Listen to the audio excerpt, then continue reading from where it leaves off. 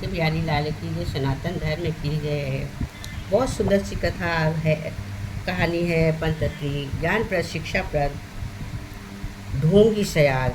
मिथिला के जंगलों में बहुत पहले एक शियार रहता था। वो बहुत आलसी था। पेट भरने के लिए खरगोशों और चूहे का पीछा किया करता था। वह उनका शिकार करना उसे बड़ा ही भारी लगता था। शिकार करने से परिश्रम तो करना ही नहीं पड़ता था, ना दिमाग उसका शैतानी था। यही दिक्कत लगता था रहता था कि कैसे गुजरत लड़ाई जाए, जिससे कौन सी जुगत लड़ाई जाए जिससे बिना हाथ पैर हिलाए भोजन मिलता रहे। खाया और सो गया। एक दिन उसे सोच में डूबा। वो सियार एक झाड़ी में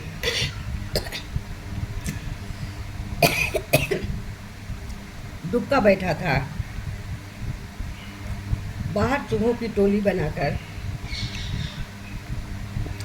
उछल कूद व भाग दौड़ करने में लगी थी। उनमें एक मोटा सा चूहा, जिसने दूसरे चूहे के सरदार को कहकर बुला रहे थे और उसका आदेश मान रहे थे। शियार उन्हें देखता रहा। उसके मुंह से लार टपकी रही थी। फिर उसके दिमाग में एक तरकीब आई। जब सारे चूहे वहां से गए तो उसने दबे पांव उसका पीछा किया। दूर ही उन्हें बिल तक देखता रहा।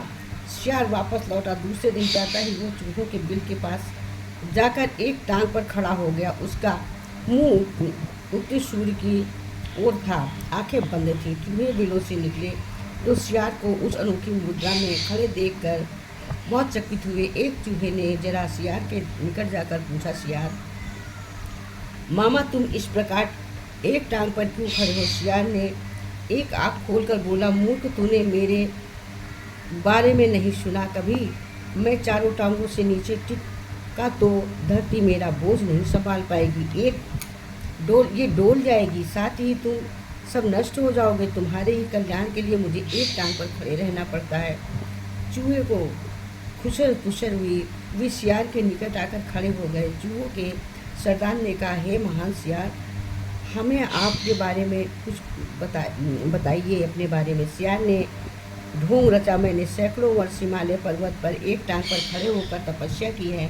मेरी तपस्या समाप्त होने पर एक टांग पर खड़े होकर तपस्या करने के बाद समाप्त होने पर देवताओं ने मुझ पर फूलों की वर्षा की। भगवान ने प्रकट होकर कहा, तब से मेरा भार इतना हो गया है।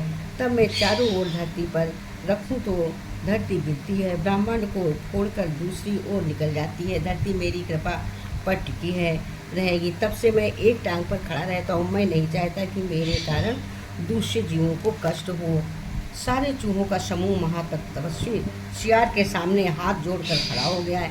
एक चूहे ने पूछा, तपस्वी मामा, आपने अपना मुंह सूरज की ओर क्यों कर रखा है? शियार ने उत्तर दिया, सूर्य की पूजा के लिए। और उसका मुंह क्यों खुला है? दूसरे चूहे ने कहा, हवा खाने के लिए, और केवल हवा खाकर जिंदा रहता हूँ। मुझे खाने की जरूरत नहीं पड़ती है। मेरे तप और बल हवा से पेट की भांति भांति से पकवानों से बदल देता है। शियार बोला। उसकी इस बात को सुनकर चूहों पर जबरदस्त प्रभाव पड़ा। अब शियार की ओर से उसका सारा भय खत्म हो गया। उसके और निकट आ गए। अपनी बात का असर चूहों पर होता देख मक्कार शियार दिल ही दिल खुश हो रहा था।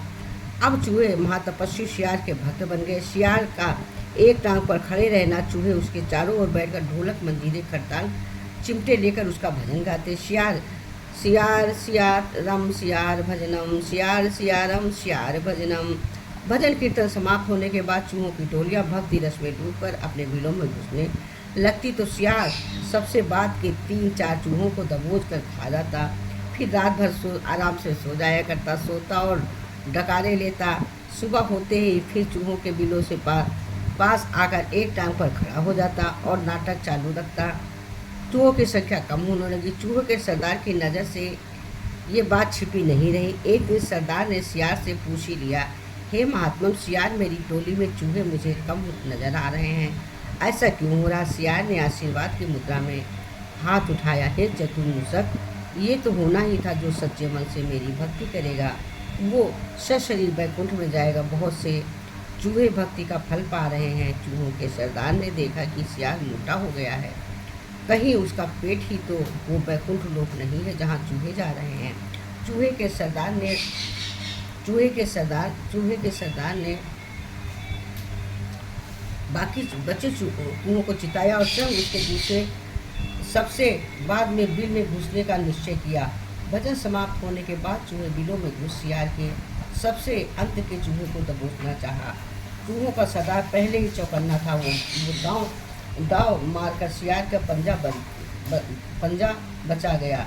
असलियत का पता चलते ही वो उछलकर शियार की गर्दन पर चढ़ गया और उसने बाकी चूहों को हमला करने के लिए कहा। साथ ही उसने अपने दांत शियार की गर्दन पर गड़ा दिया। बाकी चूहे भी शियार पर झपटे और सबने कुछ ही देर में महात्मा शियार को का बना दिया। केवल उसकी हड्डियों का पिंजर बचा रह गया। ढोंगी शियार कुछ ही दिन बाद फिर ढोंगी को अपनी करने का फल मिलता है। ढोंगी कुछ दिन ही चलता है, फिर अपने का फल मिलता है। इससे हमें सीख क्या मिली कि ढोंग जो होता है वो थोड़े दिन के लिए होता है और ढोंगी को अपना फल अवश्य भोगना पड़ता है। उसको ढोंगी को सज़ा ज़रूर मिलती है, ढोंग का की सज़ा ज़रूर मिलती है। ढोंग नहीं करना चाहिए, असलियत में रहना चाहिए। बोलो जय श्री कृष्ण।